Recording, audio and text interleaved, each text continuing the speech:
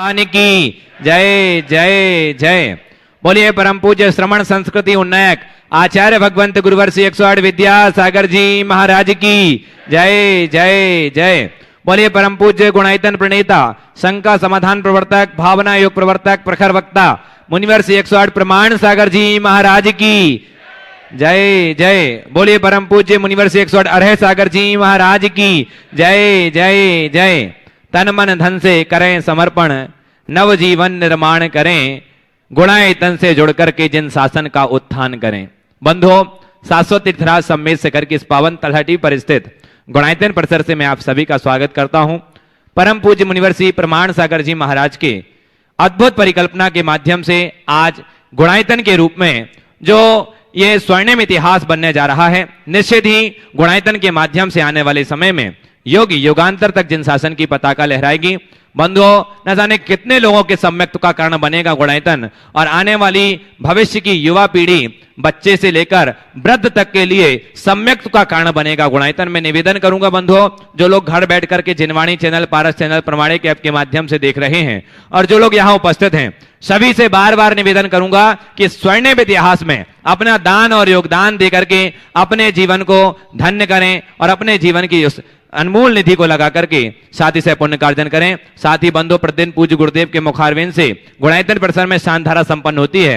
यदि आप चाहते हैं कि आपके वैवाहिक वर्षगांठ, जन्म दिवस या किसी भी विशेष अवसर पर यहां शानधारा संपन्न हो तो आप नीचे चल रहे नंबरों पर हमें अवगत करा सकते हैं। साथ ही नित्य शानधारा और मासिक शानधारा का पुण्यार्जक बनकर के भी साथ ही से पुण्य कार्जन कर सकते हैं। आइए बंधुओं, जिन श्रावक श्रेष्ठियों ने गुणायतन से जुड़कर के अपने आप को धन्य किया है, उनके मैं नामों की घोषणा कर रहा हूं और आपकी करतल ध्वनि बजे उनके सम्मान के लिए। सर्वप्रथम निर्माण निधि सदस्य, यदि वो यहां उपस्थित हैं तो अपने ही स्थान पर खड़े होकर के गुरुदेव के चरणों में नमन वंदन करके आशीष प्राप्त करेंगे।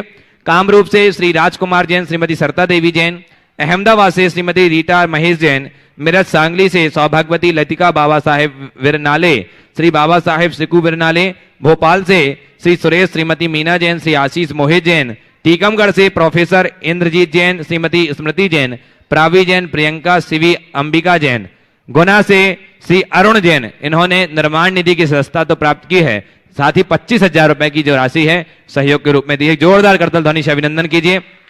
टीकमगढ़ से श्रीमती कुसुम जैन, सुनील कुमार जैन, अजय कुमार जैन, विजय कुमार, प्रतिभा प्रेस परिवार समस्त टीकमगढ़ से, और चंडीगढ़ से डॉक्टर संयोग जैन, डॉक्टर नीति जैन, समस्त सपरिवार। जोरदार करतल ध्वनि से सभी का अभिनंदन कीजिए।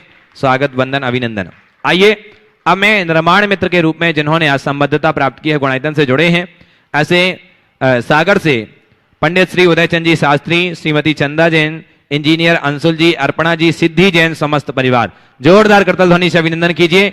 ये हमारे बीच उपस्थित हैं, आ जाएं सपरिवार मंच पर। हाँ, ख्याति लब्ध प्रतिष्ठाचार हैं हमारे आदरणीय पंडित श्री उदयचंद जी शास्त्री, और वो आज जुड़े हैं निश्चित ही, और उनके सम्मानकर्ता के रूप में बुला रहा हूं अरुण जी गंगवाल, गुणायतन ट्रस्टी रांची से, और साथ ही कांति कुमार जी सराफ, गुणायतन ट्रस्टी। चलिए हाँ, अरुण जी आ जाएं, अरुण जी सम्मान करेंगे, उसके बाद कांतिलाल जी आएंगे। उदयचंद जी शास्त्री जी का सम्मान और जोरदार करतल ध्वनि से आपके अभिनंदन करें। स्वागत, वंदन, अभिनंदन करिए। आइए इसी कड़ी में निर्माण सारथी के रूप में अकोला से श्रीमती इंदुमती डावरे, शेष राव डावरे, समस्त परिवार, इनके लिए भी एक बार जोरदार करतल ध्वनि से अभिनंदन करिए। सूत्रधार के रूप में जिन्होंने आज संबद्धता प्राप्त की है गुणायतन से, इंदौर से श्री नरेंद्र सेठ, श्रीमती सुभाषिनी सेठ, श्री निशांत सेठ, श्रीमती रितु सेठ, तस्वी जैन, समस्त परिवार। आ जाइए आप भी, जोरदार करतल ध्वनि से अभिनंदन कीजिए। और इनके सम्मान के लिए बुला रहा हूं कांति कुमार जी सराफ, गुणायतन ट्रस्टी, आ जाइए, और वो सागर से हमारे बीच में है, सम्मान करेंगे। नरेंद्र सेठ, श्रीमती सुभाषिनी सेठ, निशांत सेठ, श्रीमती रितु सेठ, तस्वी जैन, इंदौर से। आइए, सम्मान हो रहा है आपका। इसी कड़ी में कोल्हापुर से सौभाग्यवती प्रिया दीपक रोटे, सपरिवार, ये भी हमारे बीच उपस्थित हैं। कोल्हापुर से सौभाग्यवती प्रिया दीपक रोटे, सपरिवार। जोरदार करतल ध्वनि से इनका भी अभिनंदन कीजिए। ये भी आए, और इनके सम्मान के लिए बुला रहा हूं श्री जितेंद्र जैन जी, बेंगलोर से हमारे बीच में हैं, आ जाएं जितेंद्र जैन जी, बेंगलोर। आइए कालीदास जी आ जाएं, गुणायतन ट्रस्टी जियागंज से हमारे बीच में हैं। कालीदास जी सम्मान करेंगे, और सम्मान प्राप्त करने के लिए सौभाग्यवती प्रिया दीपक रोटे समस्त परिवार कोल्हापुर से हैं।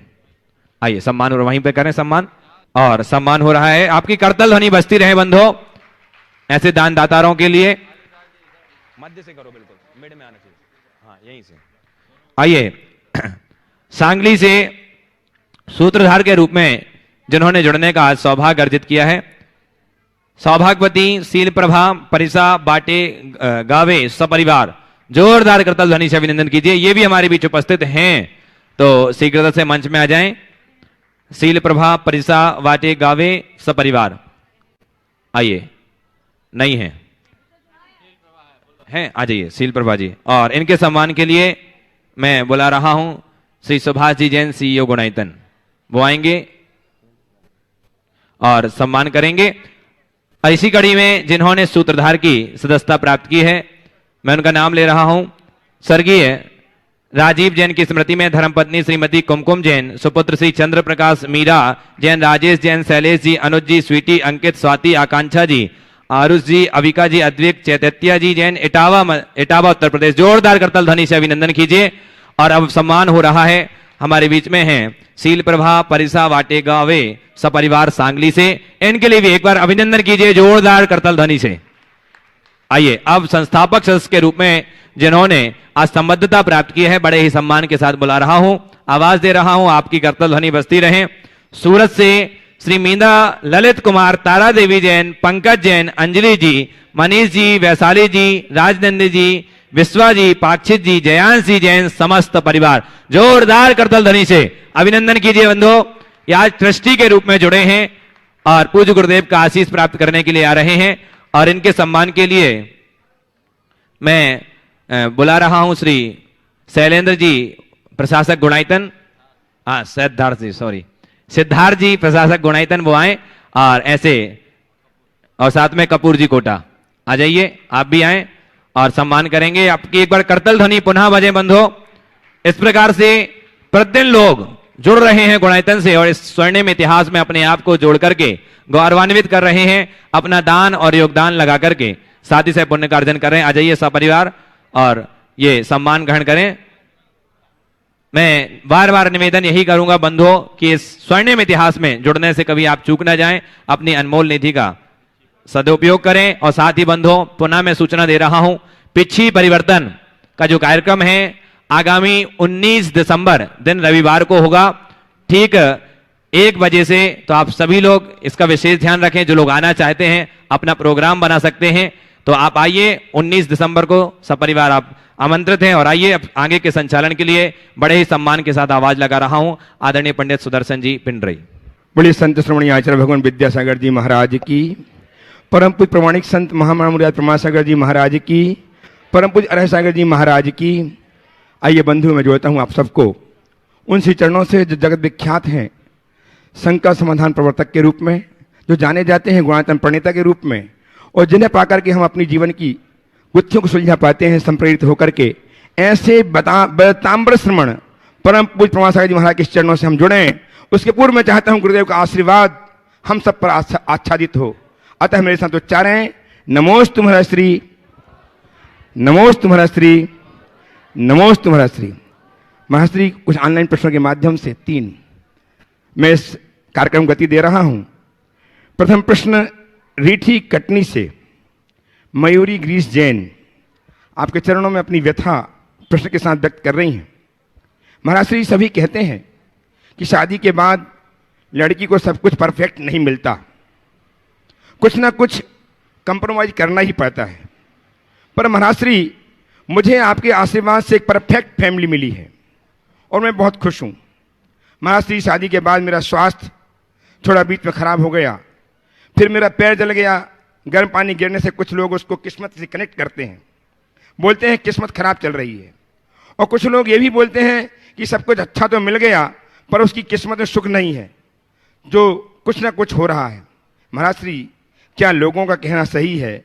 क्या इसको किस्मत बोलते हैं? कृपया समाधान दीजिए। देखिए बहुत सारी चीज़ें ऐसे हैं जिसे हम किस्मत पे छोड़ देते हैं, पर कई चीज़ें ऐसी हैं जो किस्मत नहीं, एक संयोग होती, इसे संयोग के रूप में देखना चाहिए। जो पैर जला हो सकता है शादी में विलंब होता तो शादी के पहले भी जल सकता हो। क्या जिनके विवाह के पूर्व किसी का पैर नहीं जला, क्या विवाह के पूर्व किसी को कोई परेशानी नहीं आई? क्या मनुष्य की एक प्रवृत्ति है, जब उसके जीवन में कुछ इस तरह का घटने लगता है तो हर बात को वो इस तरह से जोड़ने लगता है। ये सब चीज़ें ठीक नहीं है। मैं तो यही कहूँगा, बाहर जो घट रहा है उसे घटने दें, आप अपनी अंतर घटना को ठीक बना कर रखें।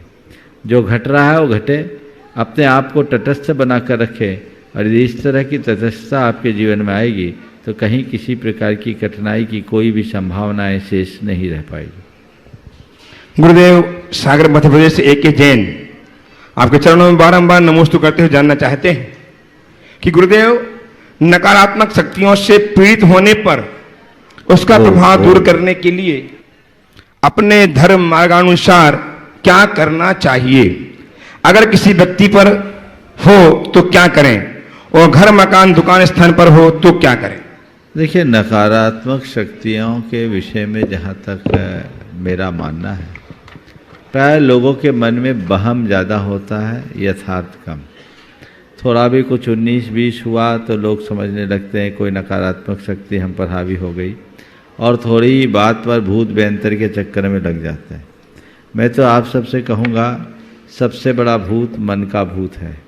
यदि ऐसा कुछ होता है तो मन में घबराहट बिल्कुल मत रहने दीजिए। नमोकार मंत्र की आराधना कीजिए, प्रभु आराधना कीजिए, सब अलाए बलाए अपने आप टलती है। यदि आपके अंदर का मनोबल ऊंचा हो तो कोई भी नकारात्मक शक्ति आपके ऊपर कोई विपरीत प्रभाव नहीं डाल सकती। मनोबल जिनका कमज़ोर होता है उनके लिए कहीं से संबल नहीं मिल पाता। तो अपने मनोबल को ऊंचा रखने का प्रयास कीजिए, तदनुरूप अपना काम कीजिए, जिससे अपने जीवन को बेहतर बनाया जा सके। हमारे पास नमोकार महामंत्र है, भक्तामर स्तोत्र है, इन सब का पाठ आदि करने से हम लोग तो रोज़ बोलते हैं, विघ्नौघा प्रलय यान्ति, साकनी भूत पन्नगा, विषम निर्विस्ताम याति, सुई माने जिनेश्वरे। इस पर श्रद्धान रखें, और जब हम इन पर श्रद्धान रखते हुए इस तरह का कार्य करेंगे तो ये सारी कठिनाइयाँ अपने आप दूर हो जाएगी। श्रीमान अरुणजी श्रीमती जैन ट्रस्टी गुणायतन रांची, जो आज अपने जन्मदिन को स्वर्णिम बनाने के लिए गुरुदेव चरणा बन्नार्थ यहाँ उपस्थित हैं, वे तैयार रहेंगे प्रश्न के लिए। और महाराज श्री, इनके जन्मदिन में हम सब हैं, शुभकामनाएं देते हुए अंतिम ऑनलाइन प्रश्न आपसे कर रहा हूं। नंदुरबार महाराष्ट्र से अजित मधुकर सिंत्रे आपके चरणों में बारंबार नमोस्तु करते हुए जानना चाहते हैं, गुरुदेव, जैसे वस्तु तोलने के लिए लीटर, किलोग्राम, मीटर ऐसे परिमाण हैं, माप हैं, तो पुण्य और पाप तोलने के लिए कौन सा परिमाण है, कृपया बताने की कष्ट करें। बहुत अच्छा सवाल है और इसे समझना चाहिए। वस्तु को तौलने के बहुत सारे पैमाने हैं, और पुण्य और पाप को तौलने का आपने कोई मानदंड चाहा है, उसका पैमाना पूछा है, उसका पैमाना ही तो गुणस्थान है, और गुणायतन में आपको उसी पैमाने से परिचय कराया जाएगा। गुणायतन में जो गुणस्थानों की चर्चा होगी, गुणस्थान क्या है? हमारे भावों को मापने का पैमाना। पुण्य और पाप कोई वस्तु नहीं, भाव है। हमारे मन के शुभ और अशुभ भाव किस रूप में है, यदि हम उसका एहसास करने लगे तो हम अपने जीवन की स्थिति का अच्छे से आकलन कर सकते हैं और अपने जीवन को बेहतर बनाने का पुरुषार्थ है। अरुण जी उपस्थित हो शुभकामनाओं के साथ जन्मदिन पर अपना प्रश्न प्रस्तुत करने के लिए सीमा जी के साथ ट्रस्टी गुणायतन रांची से तैयार हैं पंडित ओझाजी शास्त्री, श्रीमती चंदा जी जैन सागर से। नमस्ते गुरुवर, आज विशेष आशीर्वाद आपका चाहते हैं। एक सुखद स्मृति के साथ एक छोटी सी बात है।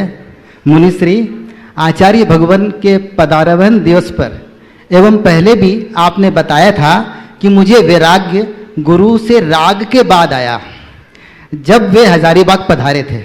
गुरुवर सन तो मुझे याद नहीं है, लेकिन मैं भी उस पुण्य क्षण का साक्षी था। मैं छुट्टी बिताने के लिए अपनी बहन के यहाँ हजारीबाग गया हुआ था और कांग्रेस मैदान में प्रवचन था। मुझे अच्छी तरह याद है, सभी अन्य समाज के लोग श्रीफल भेंट किए थे आचार्य श्री को, और आचार्य श्री की प्रारंभिक पंक्तियां मेरे को याद आ रही है। यही प्रार्थना वीर से अनुनय कर जोर, हरी भरी दिखती रहे पृथ्वी चारों ओर। और उनके प्रवचन के 2 लाइन भी मुझे याद हैं, जब भोग भूमि का अवसान हो रहा था, कर्म भूमि उदयमान। बस इतना मुझे याद है। चूंकि आपने कहा था कि मैं उसी समय से उनके साथ हो गया था, तो मेरा भी सौभाग्य है कि मैं आचार्य श्री के साथ, आपके साथ भी उसी समय से अप्रत्यक्ष रूप से जुड़ा हूं और उसी समय से जुड़ा हूं जो आज तक जुड़ा हूं। अब आज मैंने गुणायतन का वो थीम पार्क देखा, पहले मैंने नहीं देखा था, एक बिल्डिंग के रूप में देखा। अद्भुत है, बियॉन्ड माने इमेजिनेशन ही नहीं हो सकता। जो नहीं जुड़े हैं अभी तक, यंगर माने प्रौढ़ तो चलो ठीक है, वो अपने हिसाब से देखते हैं, लेकिन जो यंगर नहीं जुड़े हैं, अद्भुत कल्पना है जिसके इमेजिन भी करना बहुत मुश्किल है। वो 9D का माने कह नहीं सकते, इसको समय बहुत कम है। मैं तो यही आह्वान करूंगा कि जो नहीं जुड़े में कृपया, जरूरी नहीं पैसों से जुड़े, वे हर तरह से जुड़े, एक बार आके देखे तो सही क्या बन रहा है। कोई जो देख लेगा ना, वो बिना देखे माने बिना वो विस्मित हुए रह नहीं सकेगा। प्रश्न मेरा आज गुणायतन से संबंधित ही है। महाराज श्री, आपके मुख से बराबर सुनता हूं कि गुणायतन सिर्फ एक मंदिर ही नहीं, बल्कि हमारे जीवन में कैसे गुणात्मक परिवर्तन हो सकता है, इसका साक्षात्कार हम इसके माध्यम से कर पाएंगे। हमारे भावों के परिवर्तन की, कसायों की मंदता, उग्रता आदि अनेक अनुभव हम अपनी आंखों से देखेंगे और अनुभव करेंगे। आपके श्रीमुख से अनेक बार मैं सुन चुका हूं। तो यह अपने आप होगा कि इसमें मेरा उपादान कितना है, रुचि कितनी है, या यूं कहे कि मेरा इन्वॉल्वमेंट कितना है, उस पर डिपेंड होगा। क्योंकि मैंने अपने जीवन में तथा सभी के जीवन में यह पाया है कि हम धार्मिक क्रिया में तो निपुण हो गए हैं, लेकिन आचरणों में कोई फर्क नहीं दिखता। आपका मार्ग अपेक्षित है। देखिए, बहुत अच्छी बात आपने की है और गुणायतन की परिकल्पना की चर्चा आज आपने फिर से की है। रोज करते हैं, लोग करते हैं। मैं तो एक ही बात सोचता हूँ, अभी जब बना नहीं, केवल ढांचा खड़ा हुआ है तो ये हाल है, जब बन जाएगा तो क्या कमाल है। मेरी एक ही भावना रही कि गुणायतन के माध्यम से यहाँ वह चीज प्रस्तुत की जाए जो हर व्यक्ति के दिल दिमाग को झकझोर दे। दुनिया में मनोरंजन के साधन तो अनेक हैं, लेकिन ये विश्व का इकलौता ऐसा प्रोजेक्ट है जो मनोरंजन के साथ मनोमंथन और मनोभंजन भी करे। जीवन में बड़ा बदलाव इसके माध्यम से घटित होगा। आपने बिल्कुल ठीक कहा। क्या ये बदलाव सबको होगा कि सबका अपना अपना उपादान है? बात यथार्थ है, जब तक व्यक्ति का भवितव्य अनुकूल नहीं होता, उसका उपादान जागृत नहीं होता, तब तक साक्षात तीर्थंकर का सानिध्य भी उसे नहीं बदल पाता। हमारे सामने उदाहरण है मारीच का। मारीच जो भगवान ऋषभदेव की साक्षात उपस्थिति में भी अपने अभिमान में अकलता रहा, और वही मारीच जब शेर की पर्याय में था तो मुनिराजों के साधारण वचनों का भी उस पर असाधारण असर पड़ गया। तो ये बात सही है, इस बात का दम भरना कतई उचित नहीं है कि इससे समाज बदलेगी, पर यह भाव व्यक्त करना कतई गलत नहीं है कि इससे समाज सुधरेगी। समाज के सुधार के लिए, पूरी मानव जाति के गुणात्मक विकास के लिए हमें कुछ ठोस उपक्रम करना है। हम तो रोज उपदेश भी देते हैं, किस भाव से देते हैं? हम उपदेश इसी भाव से देते हैं कि इस उपदेश को सुनकर लोगों का हित हो, लोग अपना जीवन बदले। लोग बदलते भी हैं, लेकिन मैं मानता हूँ सुनते सब हैं, बदलते कोई एक आध दो चार, पर मेरा तो इसी भाव में संतोष रहता है कि हजारों में एक भी बदल गया तो हम सफल हैं। हजारों में एक भी बदल गया तो हम सफल हैं। और एक वाक्य आप सबके लिए कहूँगा जो अपने हृदय में गांठ बांध कर रखना। हम अच्छा करें, अच्छा से अच्छा करें, ये हमारा पुरुषार्थ है। हम अच्छा करें, अच्छा से अच्छा करें, ये हमारा पुरुषार्थ है। उसका अच्छा परिणाम निकले, ये मेरा भाग्य है। तो हमारे हाथ में जो है वो हमें करना चाहिए, उसमें कोई कोर कसर नहीं छोड़ना। अपने विश्वास को कभी मत डगमगाने दीजिए, विश्वास को मजबूत रखिए। और मैं अपने अनुभव से अभी तक एक बात सीखा हूं, अच्छे भाव से किए गए काम का अंजाम सदैव अच्छा होता है। आप अच्छे भाव से काम करोगे, अंजाम सुनिश्चित तौर पर अच्छा नहीं, अच्छा ही होगा। इसलिए अच्छे परिणाम के लिए, अच्छा काम करने के लिए सदैव तत्पर बने रहे। उपस्थित हो पंडित उदयतन जी शास्त्री श्रीमती चंद्रा जी के साथ सागर से तैयार रहे सिंहई छिनामी लाल जी, श्रीमती कीर्ति जी सिलवानी मध्य प्रदेश से। नमोस्तु गुरुदेव। मुनिद्वय के लिए नमोस्तु। संपूर्ण अंकुर कॉलोनी की ओर से, संपूर्ण बोलो। हाँ। हमारी ट्रस्ट कमेटी की ओर से गुरुदेव, मैंने 72 कलाओं का नाम सुना है, थोड़े थोड़े पढ़े भी हैं सार संक्षेप में, पर वो सारी की सारी कलाएं शरीर से रिलेटेड हैं। पर एक जो अद्भुत कला है नर से नारायण बनने की, उस कला को आपने गुणायतन के रूप में प्रस्तुत कर दिया। आज तक किसी ने ऐसे कला के रूप में नहीं बता पाया, पर गुरुदेव आपने इसे कला के रूप में प्रस्तुत कर दिया। और वास्तव में जिसे हम विद्वान लोग समझा समझा कर परेशान, जिसे लोग सुनते हैं पर उन्हें समझ में नहीं आ पाता है, उसे आप उस थीम पार्क के माध्यम से उसे साक्षात ऐसा अवतरित कर रहे हैं कि लोग जब उसके सामने खड़े होकर उसे देखेंगे तो कहेंगे वाह, नर से नारायण बनने की एक कला है। ऐसी कला के आप प्रणेता हैं, आपको बारंबार नमोस्तु। और मेरा एक प्रश्न है गुरुदेव, साया रमणा यारा लक्षण में अंत सिद्धा, एक दर्शनोपयोग और ज्ञानोपयोग समझाते हैं तो समझा ही नहीं पाते हैं। दर्शनोपयोग को निराकार कहा, ज्ञानोपयोग को साकार कहा। इसे हमें समझाने में बहुत दिक्कत होती है। गुरुदेव कृपया समझाने की कृपा करें। देखिए, सबसे पहले तो आपने कला की बात की, मैं आपको कला का अर्थ बता देना चाहता हूं। कला क्या है? कला क्या है? 2 अक्षरों से कला शब्द बना है, क और ला। क यानी आत्मा, जो आत्मा के पास लाए उसका नाम कला है, बाकी सब कलाकारी। जो आत्मा के पास लाए वो कला है, बाकी सब कलाकारी।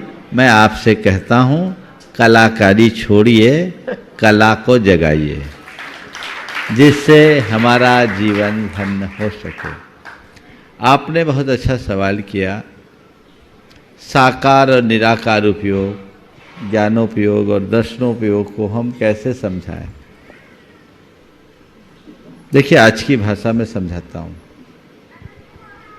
हम जब किसी वस्तु को जानने में प्रवृत्त होते हैं तो हमारा जब उस वस्तु से प्रथम क्षण का संपर्क होता है, उस सामान्य प्रतिभास जैसा होता है, उसको बोलते हैं दर्शन। फिर कांटेक्ट में आने के बाद हम उसे रूप रंग आकार प्रकार सहित जान लेते हैं, वो कहलाता है ज्ञान। जिसमें रूप रस रूप रंग आकार प्रकार से रहित केवल झलक है, वो दर्शन है। और जिसमें रूप रंग आकार प्रकार सब है, वो ज्ञान है। एक उदाहरण मैं देता हूँ। कंप्यूटर आजकल सब ऑपरेट करते हैं। कंप्यूटर में किसी चीज को आपको स्कैन करना हो तो पहले क्या करता है? पहले वो रीड करता है। क्या करता है? सीधे सीधे स्कैन कर लेता। आपने शायद ना चलाया हो कंप्यूटर, मैंने भी चलाया नहीं, चलाने वाले को देखा है और देख के सीखा है। पर जो जानते हैं वो अच्छे से समझेंगे कि जब हम कंप्यूटर में कोई चीज़ स्कैन करनी होती है तो कंप्यूटर पहले उसको रीड करता है और रीड करने के बाद उसको स्कैन करता है। तो मैं ये कहूँगा, अगर उदाहरण के तौर पर देखें तो ये रीड करना दर्शन है और स्कैन करना ज्ञान है। बस ये प्रथम क्षणवर्ती उपयोग दर्शन है और उत्तर क्षणवर्ती परिणाम ज्ञान। इसको कहते हैं कला, उत्तर कला। उपस्थित हो श्रीमान श्रीरामीलाल जी, कीर्ति जी जैन सिलवानी से। तैयार हैं धर्मानुरागी भाई श्री अमृत जी नवीन जी जैन मॉडल टाउन दिल्ली से। महाराज श्री दुई महाराज श्री के चरणों में सिलवानी निगम जैन समाज का तिरवा नमोस्तु नमोस्तु नमोस्तु। महाराज श्री, मेरा प्रश्न यह है कि शमो शरण में मिथ्या दृष्टि या जीव एवं अभव्य जीव या दूरांदूरभव्य जीव का प्रवेश होता है अथवा नहीं, एवं सम्मेश शिखर जी क्षेत्र के ऊपर जो भी वनस्पति या जो जीव हैं वो कालांतर में मोक्ष प्राप्त करेंगे या नहीं? देखिए, शास्त्रों के विधानानुसार मिथ्या दृष्टि अभव्य जीव समो शरण में नहीं जाते, अर्थात समो शरण की 8वीं भूमि जो श्री मंडप भूमि, वहाँ नहीं जाते। वो बाहर मंडराते रहते हैं, 7 भूमियों तक सब जा सकते हैं। भगवान के दरबार में वे ही पहुंच पाते हैं जिनका भवितव्य अच्छा हो। आप देखो, यहाँ भी बहुत लोग आते हैं, हालांकि इसको इस उत्तर से पूरी तरह मत जोड़ना, लेकिन फिर भी इसे एक अंश में लेना। बहुत लोग ऐसे हैं जो यहाँ आते हैं और उनका दुर्भाग्य ऐसा रहता है कि यहाँ आकर के भी वंदना नहीं कर पाते, नीचे से ही लौटना पड़ता है। आप जितने लोग वंदना करके आए हो वो सब बहुत भाग्यशाली लोगों में शुमार हो, ऐसा समझ कर चलो। कोई अंतराय आ जाए तुम नहीं कर सकते। तो प्रभु का सानिध्य पाना कोई सामान्य बात नहीं है, प्रबल पुण्य के योग से ही ये निकलता है। ऐसे ही भगवान के समो शरण में साक्षात उनका सानिध्य पाना केवल भव्य सम्यक दृष्टि जीवों को ही होता है। जो 7 भूमियों में सम्यक दर्शन प्राप्त कर लेते हैं वे 8वीं में प्रवेश कर पाते हैं, और जो 7 में नहीं करते वो वहीं अटक के रह जाते, उनके भाव ही नहीं होते, ऐसा समझना। आइए श्रीमान अमृत जी नवीन जी जैन मॉडल टाउन दिल्ली से अपने परिवार के साथ तैयार हैं श्रीमान पंडित कमल हाथी शाह भोपाल। नमोस्तु नमोस्तु गुरुदेव, नमोस्तु गुरुदेव, नमोस्तु गुरुदेव। महाराज जी, मेरा प्रश्न है, गृहस्थ जीवन में रहते हुए अपने कर्मों का संभल व निर्जरा किस तरह काट सकते हैं? बहुत सुंदर। गृहस्थ जीवन में रहते हुए अपने कर्मों का संवर और निर्जरा कैसे कर सकते? मैं आपको एक बात बताता हूँ।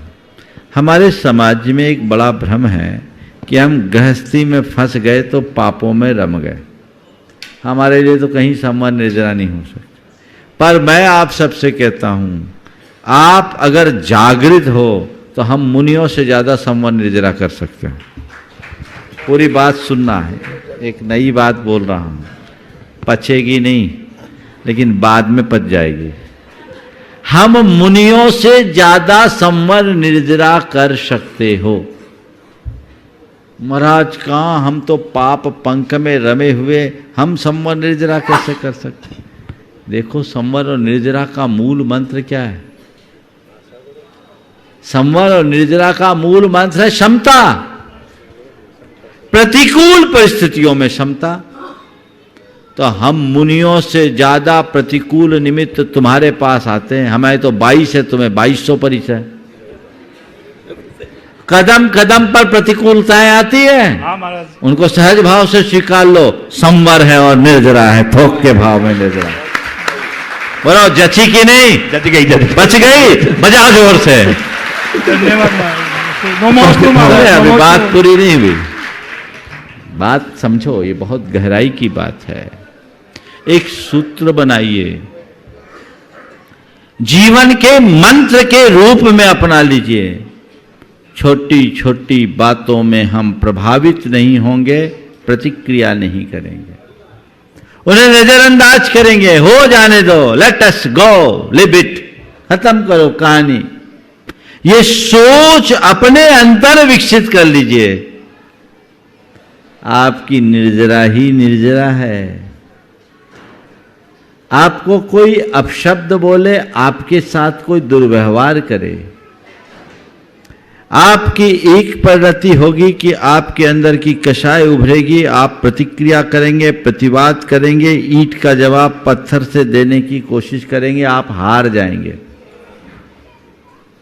और यदि आपसे किसी ने कोई दुर्व्यवहार किया, आपने अपने आप को तटस्थ रखा और सोचा चलो भाई एक निमित्त था, टल गया, मेरा क्या बिगड़ा, मेरा जो स्वरूप है वो तो अजर अमर अविनाशी है, इसे तो ये छू भी नहीं सकता, हो जाने दो, आप संवर करोगे, निर्जरा करोगे। तो प्रतिकूल को सहज भाव से स्वीकारने पर संवर होता है, निर्जरा होती है, और आकुलता करने पर बंद होता है, आश्रय होता है। हमें तय करना है क्या करना। ठीक है। उपस्थित हों श्रीमान पंडित कमल जी हाथी शाह भोपाल से, तैयार हैं श्रीमान प्रमोद जी शास्त्री परिवार कटनी। प्रमोद जी शास्त्री परिवार कटनी से एक प्रश्न के लिए उपस्थित हो, सीखता से जाए। परम पूज्य गुरुदेव के पावन चरणों में त्रिकाल नमोस्तु। गुरुदेव, मैं आपसे बहुत पूर्व से जुड़ा हूं, और आपने जो गुणायतन आप बना रहे हैं और जो गुणस्थानों की बात आती है तो हम लोग सिर्फ कल्पना कर पाते हैं, सोच नहीं पाते हैं। तो मैंने आपके लिए, अगर आप किया गया हो तो मैं 4 लाइन सिर्फ आपके लिए हैं, सिर्फ 4 लाइन, और कुछ नहीं, 5वीं नहीं करना, 5वीं नहीं बोलेंगे। और वह किस लिए है गुरुदेव, कि जो गुणायतन होगा वो सिर्फ अकेले जैनों के लिए नहीं होगा।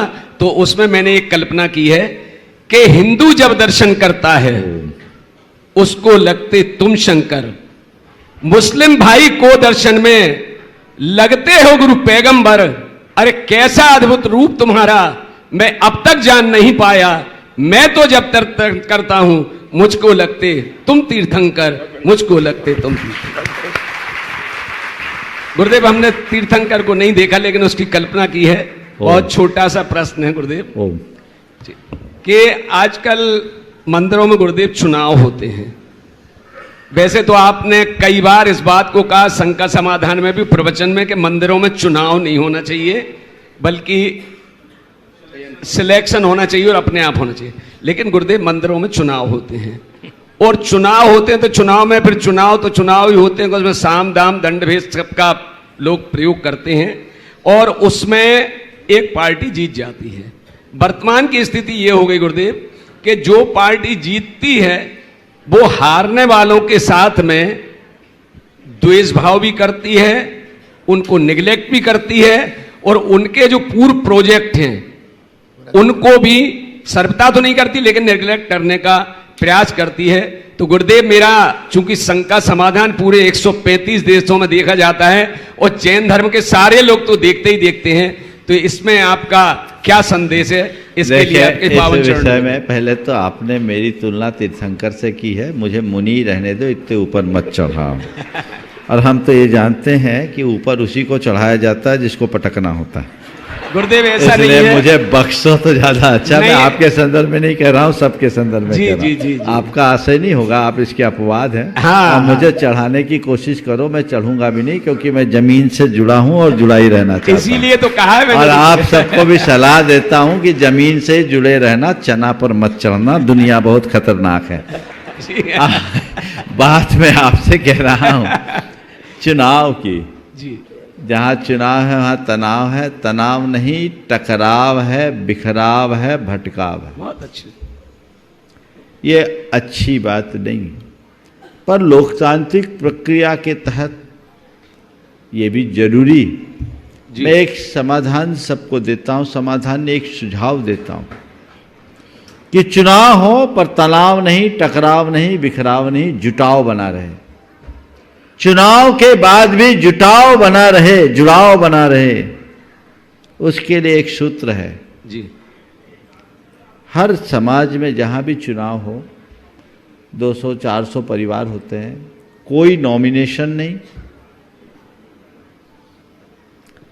किसी तरह की लॉबिंग नहीं, सबके हाथ में हर परिवार के एक मुखिया का नाम सहित लिस्ट भेज दें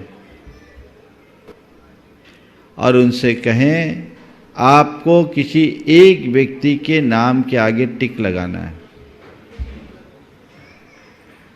जिस व्यक्ति को सबसे ज्यादा लोग टिक लगाए, सही का निशान बनाए, आप उसे अपना अध्यक्ष मनोनीत कर लो और उसमें एक प्रावधान ऐसा डालो कि नए अध्यक्ष होने पर वर्तमान अध्यक्ष होगा और निवर्तमान संरक्षक होगा, तालमेल बना रहेगा। जिसे अध्यक्ष के रूप में चुना गया उसे पूर्ण स्वायत्तता दी जाए अपनी कार्यकारिणी बनाने, बहुत अच्छे। और मिलजुल करके काम करे, क्योंकि मेरा अनुभव ये बताता है जहाँ भी चुनाव होता है जीतता कोई हो, समाज हारती है। बहुत बढ़िया, सही बात है। इतना अधिक तनाव, इतना अधिक टकराव, ऐसा बिखराव कि उसे पाट पाना बड़ा मुश्किल हो जाता है, क्योंकि फिर लोग भूल जाते हैं कि मंदिर श्रद्धा का आयतन है, सत्ता का अधिष्ठान नहीं। लेकिन जब धर्मायतनों को लोग सत्ता का अधिष्ठान मान लेते हैं तो केवल तनातनी चलती है। सभी लोग क्या ऐसा संविधान नहीं बना सकते हैं?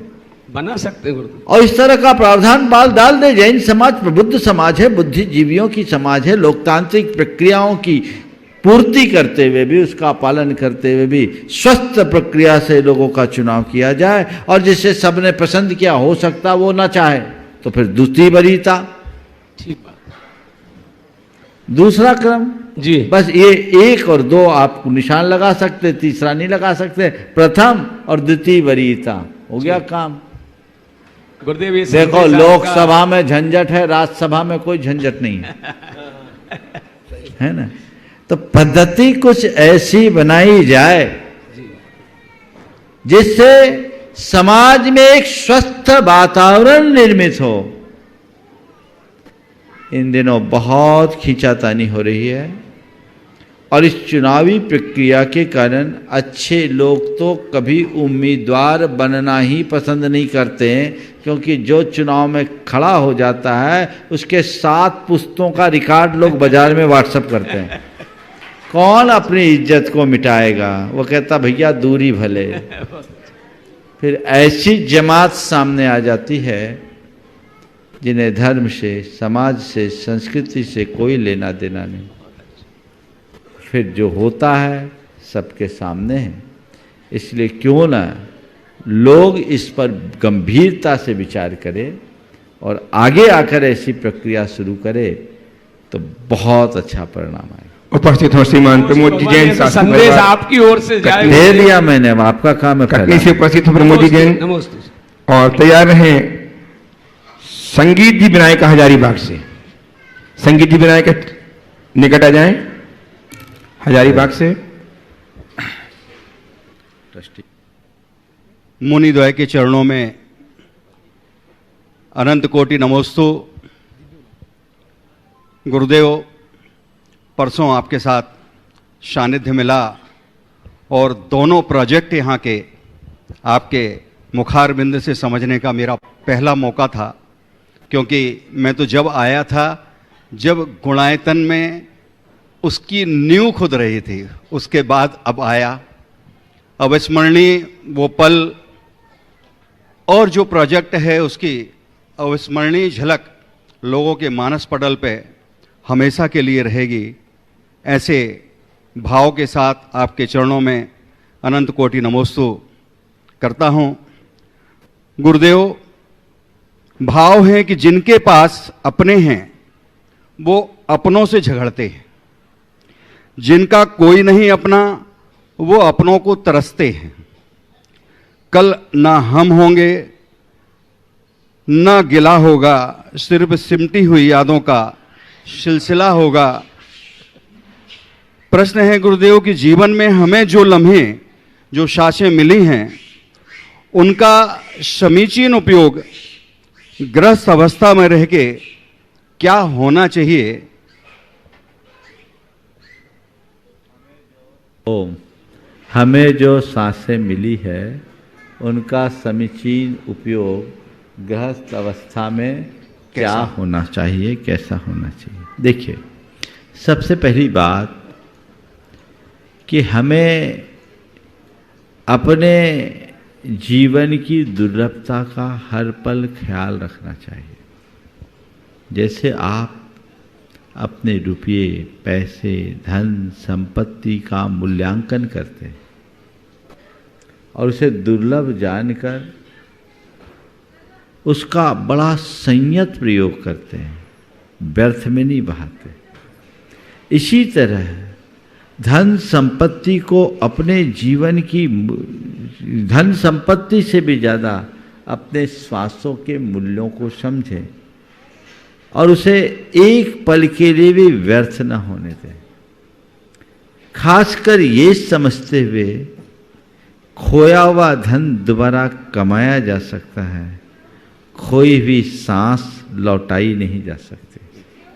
ये समझ अंदर होनी चाहिए कि मेरी सांसें खो रही है, वो लौट कर नहीं आएगी, इसलिए मुझे अपने हर श्वास को सार्थक बनाना है। और उसके लिए क्या करें? जितना बने शुभ कर्म में अपने आप को लगाओ और अशुभ से बचाओ। शुभ आलंबन जितना अधिक होगा, जीवन उतना सुंदर होगा। अपने भावों, विचार और बर्ताव तीनों में बदलाव लाए, और यदि हम शुभ आलंबन लेते रहते हैं तो हमारे जीवन की बेहतरी का एक अच्छा आधार बन सकता है। नमोस्तु। उपस्थित हुए श्रीमान प्रदीप जी, संगीत जी, विनायका, हजारीबाग, ट्रस्टी गुणातन तैयार हैं। स्वरूप चंद जी, कंदी, परभणी, महाराष्ट्र से। द्वय महाराज श्री के चरणों में साक्षात नमोस्तु नमोस्तु नमोस्तु। महाराज श्री, पहले तो मैं ये बोलूँगी कि आपके शंका समाधान में मैंने बहुत बार सुना, प्रतिकूलता में भी अनुकूलता बनाए रखो, यह भी चला जाएगा। और मैंने इस सूत्र को अपने ऊपर इतना अच्छा से अपना लिया कि मेरे बिल्कुल कायाकल्प हो गए। और मेरा प्रश्न है महाराज श्री, नरक गत्यानुपूर्व और तिर्यंच गत्यानुपूर्व का क्या मतलब होता है? नरक गत्यानुपूर्व और तिर्यंच गत्यानुपूर्व एक सैद्धांतिक बात है। ये हमारे कर्म सिद्धांत के अनुसार जानने की चीज़ें हैं। ये एक ऐसा कर्म है जो हम एक गति से दूसरी गति, यानी एक जन्म स्थान से दूसरे जन्म स्थान में जाते हैं, तब उदय में आता है। और उस समय हम जिस गति में जाते हैं उस गति की आनुपूर्वी उदय में आती है। जैसे नरक गति जा रहे हैं तो नरक गत्यानुपूर्वी, तिर्यंच में जन्म ले रहे तिर्यंच गत्यानुपूर्वी, देव होंगे तो देव गत्यानुपूर्वी, मनुष्य होंगे तो मनुष्य गत्यानुपूर्वी। इसका एक छोटा सा रोल है। उस घड़ी में हमारी आत्मा के आकार को पूर्व जन्म के आकार जैसा बनाता है। इसको बोलते हैं आनुपूर्वी कर्म। पूर्व के शरीर के आकार को बनाने वाला कर्म आनुपूर्वी कर्म कहलाता है। ओम। आइए श्रीमान स्वरूप चंद जी, कंदी, परभणी, महाराष्ट्र से। और तैयार हैं श्रीमान जितेंद्र जैन, बेंगलोर, ट्रस्टी गुणायतन। जितेंद्र जैन। मेरा नमोस्तु नमोस्तु नमोस्तु। मैं महाराष्ट्र से आया हूँ महाराष्ट्री। मैं 3 लाख नमोकार मंत्र काव्य में लिख के रखा हूँ। वाह। मेरा प्रश्न है, धन, यौवन और जीवन पानी के बुलबुले के समान है, नाशवंत है, प्रत्यक्ष से देखता है तो भी यह अज्ञानी प्राणी उसमें रमता है, इसका कारण क्या है?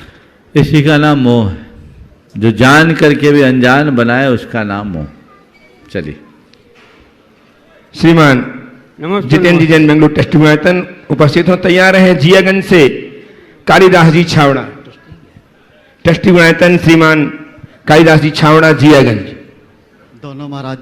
दोनों महाराज जी के चरणों में मेरा बारंबार नमोस्तु नमोस्तु नमोस्तु। महाराज जी, मेरा छोटा सा प्रश्न ये है कि हम लोग अक्सर कुछ समय के लिए बहुत अच्छे भाव करते हैं, फिर कुछ समय के बाद जो है हम इधर उधर की क्रियाओं में व्यस्त हो जाते हैं।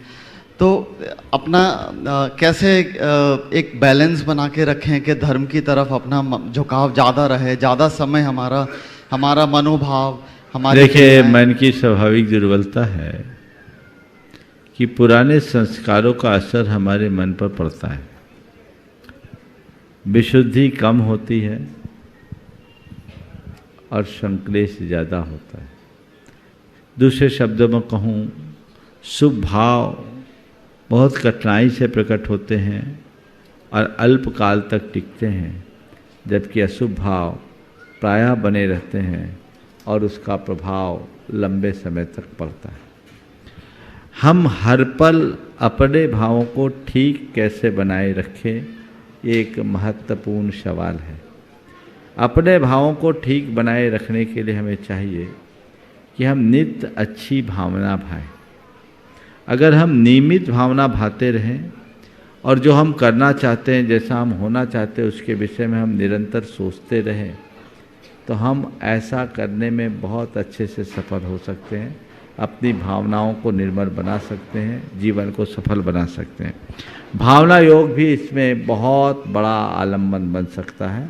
नियमित भावना योग करें ताकि हम अपने व्यवहार में यथासंभव भावों को शुभ बनाए रखें। नमोस्तु महाराज। उपस्थित हो श्रीमान कालिदासी छावड़ा, ट्रस्टी तंजियागंज से। तैयार रहे श्रीमान प्रभाकांत जी, रुचि जी जैन, प्रमाणिक समूह के सक्रिय सदस्य, दिल्ली से। मेरा पहले नमस्तु नमस्तु नमस्तु, और मुर्शिदाबाद जैन समाज की तरफ से भी नमस्तु नमस्तु नमस्तु। हम जो अच्छे या बुरे कर्म करते हैं, इसका फल कौन देता है? भगवान तो सिद्ध शिला में है, जैन धर्म के अनुसार ये तय कौन करता है? कृपया इस शंका का समाधान करें। देखिए, बहुत अच्छी बात है। हम जो करते हैं, अच्छा बुरा कर्म करते हैं, इसका कोई फल देने वाला नहीं है, ऑटोमेटिक सिस्टम है, सब ऑनलाइन है। हम जैसा करते हैं वैसे संस्कार हमारी आत्मा में जुड़ते हैं और वही संस्कार कालांतर में पककर अच्छा बुरा फल देते हैं। आज जो हम भोग रहे हैं वो अपने किए का भोग रहे हैं, और भविष्य में भी जो भोगेंगे वो अपने ही किए का भोगेंगे, इसे कोई बदलने वाला नहीं है। इसका सीधा सा सिस्टम है। जैसे यहाँ मैं जो बोल रहा हूँ वो सब रिकॉर्ड हो रहा है और प्ले भी हो रहा है, रिले हो रहा है, सब कुछ टेलीकास्ट हो रहा है। जैसा मैं बोल रहा हूँ, जैसी मैं एक्शन कर रहा हूँ, वैसा सब कुछ है। तो ऑटोमेटिक सिस्टम है। हम जैसी प्रवृत्ति करते हैं वैसे संस्कार हमारी आत्मा में जुड़ जाते हैं और वे संस्कार अंदर जमे रहते हैं। समय पाकर के वो उभरते हैं और हमारे अच्छे बुरे जीवन का निर्माण करते हैं। तो प्रवृत्ति से परिणाम होता है, कोई दूसरा करता धरता नहीं है। हम खुद अपने अच्छे बुरे जीवन के जिम्मेदार। उपस्थित हो श्रीमान प्रभाकांत जी, रुचि जी के साथ ब्राह्मण समूह के सक्रिय सदस्य, दिल्ली से।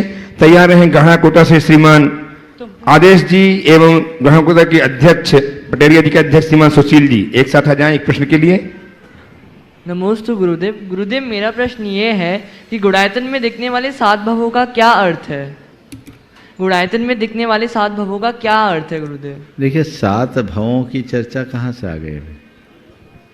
कहाँ अभी दिखाया नहीं जाएगा 7 भव, वो तो एक झलक है। हमारे यहाँ ऐसा वर्णन आता है कि जहाँ भगवान का समोसरण होता है, समोसरण में उपवन भूमि में जो बावड़ियाँ होती हैं, वहाँ स्नान करने में मनुष्य को 3 भवों का, और जो उसमें झांकता उसे अपने आगे पीछे के 7 भवों का ज्ञान हो जाए।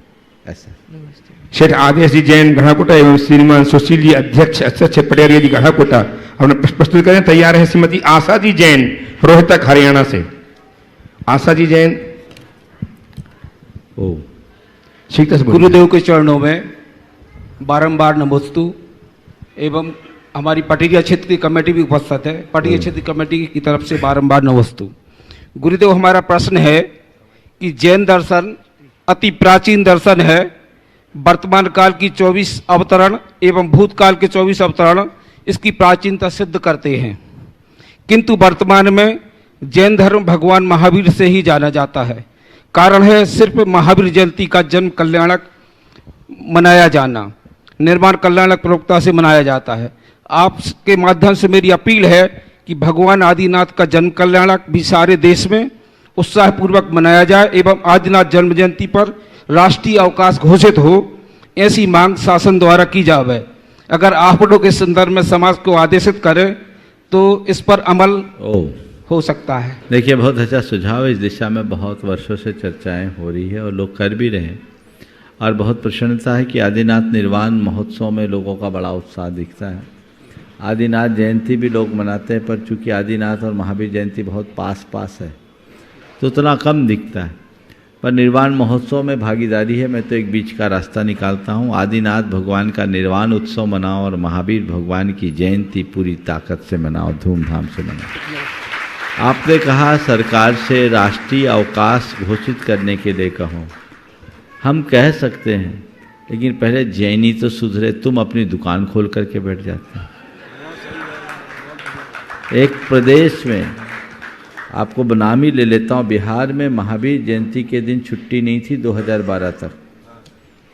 जब मुझे मालूम पड़ा, मैंने नीतीश कुमार जी के पास ये संदेश पहुँचाए। तो बहुत सोचनीय बात है कि जहाँ भगवान महावीर का जन्म हुआ उस भूमि में पूरे देश में राष्ट्रीय अवकाश है महावीर जयंती पर, और बिहार में उसका अवकाश नहीं। उस समय मैं पटना गया था, वहाँ विधानसभा के स्पीकर आए थे, उनसे मैंने बात की और ये बात फिर लागू हुई। तब से वो छुट्टी चालू हुई, पर उन्होंने जो टिप्पणी की वो जैनियों को सोचने की है। उन्होंने कहा, भैया हमसे तो तुम लोग छुट्टी की बात करते हो, खुद की तो दुकानें खोल करके बैठ जाते हैं। तो हमें अपना अवकाश खुद होना चाहिए। लेकिन जहाँ तक जैन धर्म के प्रवर्तन के और प्रवर्तक के विषय में दिग दिगंत तक संदेश पहुँचाने की बात है, वह केवल उत्सव मनाकर या प्रतिष्ठान बंद करके संभव नहीं है। उसके लिए हमें व्यापक स्तर पर प्रचार प्रसार की जरूरत है। ठीक तरीके से शोध खोजपूर्ण बातों को प्रचारित करने की जरूरत है, और पाठ्य पुस्तकों में जो भ्रांतियां हैं उसके निवारण करने की जरूरत है। एनसीईआरटी और सीबीएसई के कोर्स में तो परिवर्तन हुआ। कल मुझे मालूम पड़ा आईसीआईसीआई बोर्ड में अभी भी जैन धर्म के प्रवर्तक भगवान महावीर स्वामी। तो हमें उस दिशा में प्रयास करना चाहिए, विद्वत जगत में प्रयास करना चाहिए। और आज तो टेक्नोलॉजी का युग है, बहुत प्रयास हुए, लेकिन क्या बताऊं, ये भी विडंबना है। सांप्रदायिक अभिनिवेशवश लोग जानबूझ करके भी गलती करते हैं। वो हम जैन धर्म के प्रवर्तक के रूप में ऋषभ देव का उल्लेख करने में बहुत हिचकिचाते हैं।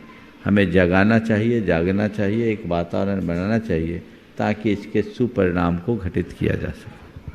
उपस्थित हूँ आशा जी रोहतक से, तैयार हैं श्रीमान पंकज जी जैन ट्रस्टी गुणायतन सूरत से, और तैयार रहेंगे श्रीमान पवन जी नाहर आईजा मध्य प्रदेश अध्यक्ष थांदला जिला झाबुआ। द्वय मुनि श्री के चरणों में मेरा बारंबार नमोस्तु नमोस्तु नमोस्तु। महाराज श्री, मेरा प्रश्न यह है कि एक श्रावक है जो मंदिर बनवाता है अपने तन मन धन सब कुछ से, और एक श्रावक वह है जो प्रतिदिन पूजा करता है।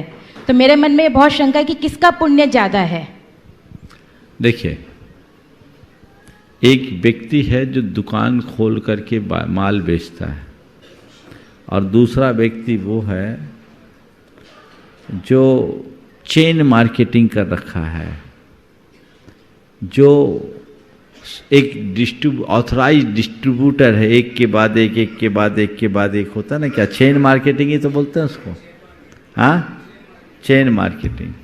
जो अपनी दुकान खोल करके बैठा है उसका पुण्य केवल अपनी दुकान तक सीमित रहेगा, उसको उतना ही मिलेगा जितना वो कमाया। लेकिन जिसने चेन मार्केटिंग कर दी, उसके नीचे जितने लोग कमा रहे हैं सबका शेयर उसके पास आएगा।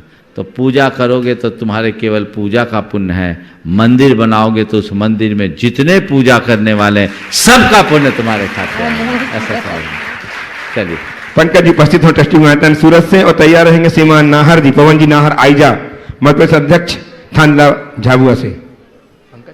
ओ हाँ, थांदला मध्य प्रदेश में, हाँ हाँ हाँ बोलो वह पंकज। गुरुदेव के चरण में नमोस्तु नमोस्तु नमोस्तु। गुरुदेव मेरी जिज्ञासा ये है कि कभी कभी सामान्यतः दिन में शाम तक कभी भी मन में बुरे विचार आ सकते हैं, लेकिन जब मंदिर में जाता हूँ तो कभी एक क्षण के लिए भी बुरा विचार आ जाते हैं। ऐसा क्यों होता है गुरुदेव? ये संस्कार है, हमें घबराना नहीं चाहिए। अगर मन में मंदिर में जाकर ऐसे बुरे विचार आए तत्क्षण भगवान के चरणों में अपनी निंदा गहरा करके क्षमा मांगना चाहिए और कहना चाहिए, प्रभु ऐसे दोषों की मैं निंदा करता हूँ, तस्मिच्छामि दुक्कडम, और ऐसी शक्ति दें कि मैं इसकी पुनरावृत्ति करने से बच सकूं, अपने जीवन को बेहतर बना सकूं। पवन जी नाहर थान दामद पर उपस्थित हो और तैयार रहें। उज्जैन से अंकुर मनीषा जैन। नमोस्तु भगवान। सबसे पहले तो मैं समस्त मुनि भगवंतों के चरणों में कोटिशः वंदन करता हूं और उनके भीषण परिशह के लिए मैं हार्दिक नमन करता हूं कि आज मैंने देखा है कि पूरे सदन में कई लोग अपने वस्त्र पर ऊनी वस्त्र भी धारण करे हुए हैं, लेकिन आप धन्य हैं जो शीत उष्ण को और ग्रीष्म जल्दी से सवाल कर लो, जल्दी समय नहीं है। मुनि भगवंत, वर्तमान समय में हम देखते हैं कि वैज्ञानिक युग है और वैज्ञानिक तकनीक का बहुत प्रयोग होता है, मोबाइल का भी प्रयोग बहुत होता है और विज्ञान ने हमें बहुत कुछ दिया है। तो भगवान हमें बताएं कि वर्तमान समय में ऐसा क्या है जो व्यक्ति धर्म से जुड़े, क्योंकि आज का जो समय है। ओम देखो ज्यादा व्याख्यान मत दो, तुम्हारे प्रश्न का सार मैं समझ गया। प्रश्न ये है कि वर्तमान समय में विज्ञान ने हमें बहुत कुछ दिया है। हाँ समझ गया, आपका प्रश्न भी समझ गया, मैं समझ गया। धर्म ने क्या दिया है? मैं इतना ही कहूंगा, कुछ नहीं करना, धर्म को वैज्ञानिक ढंग से व्याख्यायित करने की जरूरत है। अब हम पारंपरिक तरीके से धर्म को लोगों तक बताएंगे तो शायद गले न उतरे, पर हम वैज्ञानिक तरीके से बताएंगे तो ज़्यादा व्यवहारिक होगा और लोग उसे आत्मसात कर सकेंगे। इस प्रकार आज के इस सत्र को परम पूज्य गुरुदेव के चरणों में नमन अर्पित करते हुए यहीं पर विराम। बोलिए परम पूज्य आचार्य गुरुवर श्री विद्यासागर। जय जय जय। परम पूज्य महामनामुराद प्रमासागर जी महाराज की जय जय जय। परम पूज्य सागर जी महाराज की